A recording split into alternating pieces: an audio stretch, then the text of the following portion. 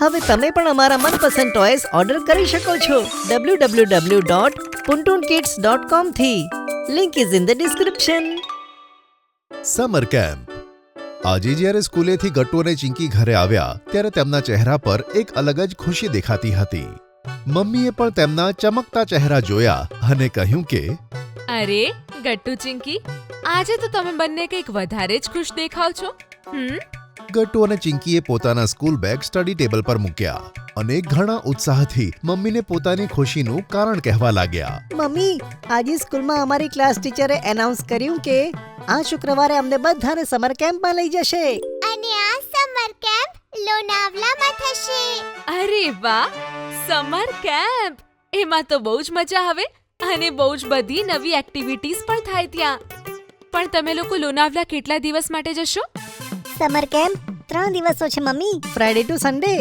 અને સ્કૂલે જ સ્પેશિયલ બસો એરેન્જ કરી છે અમને લોનાવાલા લઈ જવા અને લાવવા માટે. મેં તો આજ સુધી ખાલી સ્કૂલ પિકનિક જોઈ છે. સમર કેમ્પ જોવાનો મોકો પહેલીવાર મળ્યો છે. સ્કૂલ ડેઝમાં સમર કેમ્પ જવું આપણા ઓવરઓલ ગ્રોથ અને લર્નિંગ માટે બહુ જ સારું હોય છે. તમે બંને બહુ જ મજા કરશો. રાત્રે ડિનર કરતી વખતે બંને જણાએ પપ્પાને પણ સમર કેમ્પ વિશે જણાવ્યું અને પપ્પાએ પણ સમર કેમ્પને પૂરા જોશથી એટેન્ડ કરવાનું બંને જણાને કહ્યું. ફ્રાઈડેની સવારે બધા બાળકો એક્સાઇટમેન્ટ સાથે સ્કૂલે પહોંચ્યા. ત્યાં પહેલેથી જ સ્પેશિયલ બસો ઊભી હતી કે જેમાં બેસીને લોનાવાલા જવાનું હતું.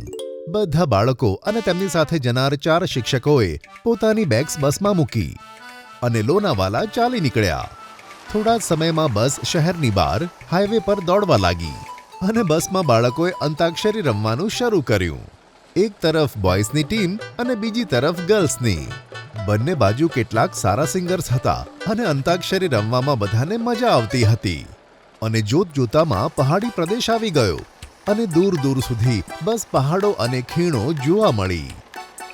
અરે વાહ, આ દ્રશ્ય તો ખૂબ જ સરસ છે. કેટલા ઊંચા પહાડ અને બીજી તરફ આટલી ઊંડી ખીણ.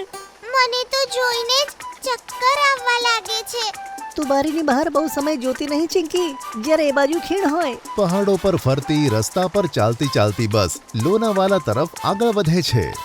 બધા બાળકો અંતાક્ષરી રમવાનું છોડીને બહારના કુદરતી દ્રશ્યનો આનંદ માણે છે. થોડી વારમાં લોનાવાલાનો તે રિઝોર્ટ આવે છે કે જ્યાં સમર કેમ્પનું આયોજન કરવામાં આવ્યું હતું.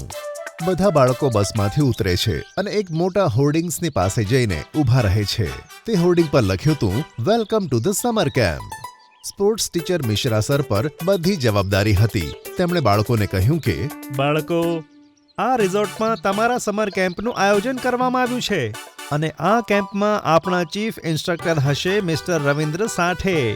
મોટી મૂછો અને પર્સનાલિટીવાળા રવિન્દ્ર સાઠે આગળ આવીને મિશ્રા સર સાથે હાથ મિલાવે છે. હેલો બાળકો, welcome to the summer camp. આ કેમ્પમાં અમે તમારા માટે એવી એક્ટિવિટીઓ પ્લાન કરી છે જેનાથી તમને મજા પણ આવશે અને ઘણું બધું શીખવા પણ મળશે. સાઠી સરે મિલિટરી ટ્રેનિંગ લીધી હતી અને તેમની ટ્રેનિંગ આપવાનો અંદાજ ખૂબ જ અનોખો હતો. સૌથી પહેલા તેઓ બાળકોને રોક ક્લાઇમ્બિંગ માટે લઈ જાય છે. રિઝોર્ટમાં ઘટાદાર વૃક્ષોની પાછળ એક મોટો પહાડ હતો. બાળકો, આપણે આ જ પહાડ પર ચઢવાનું છે. વચમાં ઘણી જગ્યાએ નાના ખાડાઓ અને છૂટા પથ્થર હશે જેના પર પગ મૂકીને રોક ક્લાઇમ્બિંગમાં મદદ મળશે. અને આ હેલ્મેટ અને દોરડું શેના માટે છે? આ હેલ્મેટ અને દોરડું આપણી રક્ષા માટે છે. વચ્ચે જો કોઈનો પગ લપસી ગયો તો દોરડું બાંધેલું હોવાને કારણે પડીશું નહીં. સમજી ગઈ. હવે બધા ધ્યાનથી જુઓ કેવી રીતે ઉપર જાઉં છું.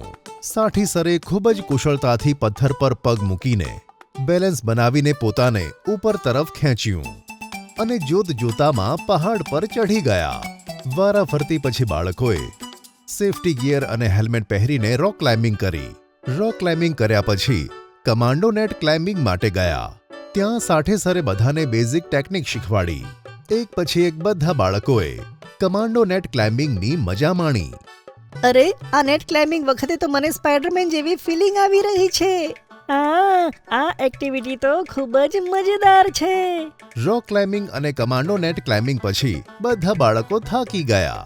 બધાએ રિઝોર્ટમાં પોતપોતાના રૂમની અંદર 2-3 કલાક આરામ કર્યો અને ડિનર માટે નીચે ડાઇનિંગ હોલમાં આવ્યા. ડિનર પછી મિસ પ્રેરણાએ એક મ્યુઝિક વર્કશોપ કન્ડક્ટ કરી.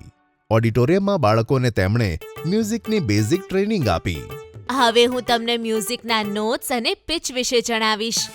ચિંકી અને તેના જેવા બીજા સ્ટુડન્ટ્સને આ મ્યુઝિક વર્કશોપમાં ખૂબ મજા આવી, કારણ કે મ્યુઝિક તેમની હોબી હતી. ત્યાર પછી મિસ પ્રેરણા બધા બાળકોને લઈને બહાર લોનમાં આવી ગયા, જ્યાં કેમ્પ ફાયર સળગાવ્યું હતું. બધા સ્ટુડન્ટ્સ અને ટીચર્સ તે કેમ્પ ફાયરની આસપાસ બેસી ગયા. ઠંડીમાં આ રીતે આગની ચારે બાજુ બેસવાનું કેટલું સરસ લાગે છે. મેં તો મૂવીઝમાં જ આવા કેમ્પ ફાયર જોયા હતા, પણ આજે એક્સપિરિયન્સ કરીને ખૂબ જ મજા આવે છે. પછી મિસ પ્રેરણાએ મ્યુઝિક શોપમાં થયેલી એક્ટિવિટીઝના આધારે 5 સ્ટુડન્ટ્સ સિલેક્ટ કર્યા મ્યુઝિક કોમ્પિટિશન માટે, જ્યાં તેમને ડિફિકલ્ટ નોટ્સ અને પિચ ગાઈને સંભળાવવાના હતા. તે સ્ટુડન્ટ્સમાં ચિંકી પણ હતી. ઓલ ધ બેસ્ટ ચિંકી, મને ખબર છે કે તું ખૂબ જ સરસ કરીશ. ચિંકીએ ખૂબ ધ્યાનથી પોતાનું ગીત ગાયું અને તેના ટેલેન્ટથી મિસ શર્મા ખૂબ જ ખુશ થયા. કોમ્પિટિશનના અંતે ચિંકીને બેસ્ટ સિંગર ઘોષિત કરવામાં આવી અને તેને એક મેડલ પણ આપ્યું. બધાએ ચિંકી માટે તાળીઓ વગાડી. સમર કેમ્પના બીજા દિવસે પણ ઘણી બધી એક્ટિવિટીઝ થઈ, જે બાળકોએ પહેલીવાર એક્સપિરિયન્સ કરી હતી. સૌપ્રથમ સવારમાં સાઠેસર બધાને એક લેક પર લઈ જાય છે. પહાડોની વચ્ચે તે તળાવનું પાણી ખૂબ જ સુંદર લાગતું હતું. તળાવને કિનારે ઘણી બધી કાયક રાખેલી હતી. બાળકો, બધા સેફટી જેકેટ્સ પહેરી લો અને કાયક ચલાવવાની આ ટેકનિક ધ્યાનથી જુઓ. સાઠેસરે પોતે ડેમોન્સ્ટ્રેશન કરીને બતાવ્યું કે કાયકની પેડલિંગ કેવી રીતે થાય છે, જેથી કાયક આગળ, પાછળ, ડાબે અને જમણે જાય છે. અને ઘણા બધા સ્ટુડન્ટ્સ કાયક લઈને લેકની અંદર ગયા. ગટ્ટુ અને ચિંકીને શરૂઆતમાં થોડીક બીક લાગી, પણ એકવાર જે કોન્ફિડન્સ આવી ગયો તો બંને જણાએ કાયક ચલાવવાની પૂરી મજા માણી. જ્યારે લેક પરથી સ્ટુડન્ટ્સ પાછા આવ્યા ત્યારે મિશ્રા સરે એક નવી એનાઉન્સમેન્ટ કરી.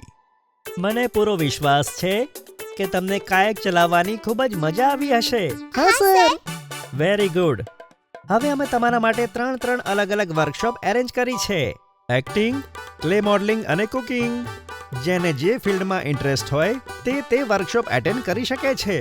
દરેક વર્કશોપમાં તમારી ટ્રેનિંગ માટે અમે સ્પેશિયાલિસ્ટ બોલાવ્યા છે. ગટ્ટુને શરૂઆતથી એક્ટિંગ પસંદ હતી, તેથી તેણે તે વર્કશોપ પસંદ કરી. વર્કશોપના ઇન્સ્ટ્રક્ટર મિસ્ટર પુનિત સહાની હતા. તેમણે મુંબઈના પૃથ્વી થિયેટરમાં ઘણા બધા પ્લેસ કર્યા હતા. તેમની પાસેથી ગટ્ટુએ ડાયલોગ અને એક્ટિંગની ટ્રેનિંગ લીધી. ત્યાં જ ચિંકીને ક્લે મોડલિંગમાં ઇન્ટરેસ્ટ હતો. તેણે વર્કશોપમાં શીખેલી ટિપ્સની મદદથી ઘણા બધા સુંદર ક્લે ટોયસ બનાવ્યા. જોતજોતામાં 2 દિવસ વીતી ગયા અને આજે વર્કશોપનો છેલ્લો દિવસ હતો. બ્રેકફાસ્ટ માટે જેવા બધા બાળકો ડાઇનિંગ ટેબલ પર આવ્યા ત્યારે ગટ્ટુ અને ચિંકી માટે ત્યાં એક મોટી સરપ્રાઇઝ હતી. સામે મમ્મી અને પપ્પા ઊભા હતા. અરે મમ્મી પપ્પા, તમે અહીંયા? આજે સન્ડેની રજા હતી તો અમને થયું અમે પણ લોનાવલા આવી જઈએ. જેવું તમારા લોકોનું સમર કેમ્પ ખતમ થશે, આપણે બધા સાથે ગાડીમાં લોંગ ડ્રાઈવનો આનંદ લેતા ઘરે પાછા જઈશું. આ તો બહુ જ સારો આઈડિયા છે. ચિંકી અને ગટ્ટુએ મમ્મી અને પપ્પાને સમર કેમ્પ્સ એક્ટિવિટી વિશે ઘણી બધી વાતો કહી. ચિંકીએ તેનો મેડલ પણ બતાવ્યો કે જે તેણે મ્યુઝિક કોમ્પિટિશનમાં જીત્યો હતો. આ બધું જોઈને મમ્મી અને પપ્પા ખૂબ જ ખુશ થઈ ગયા.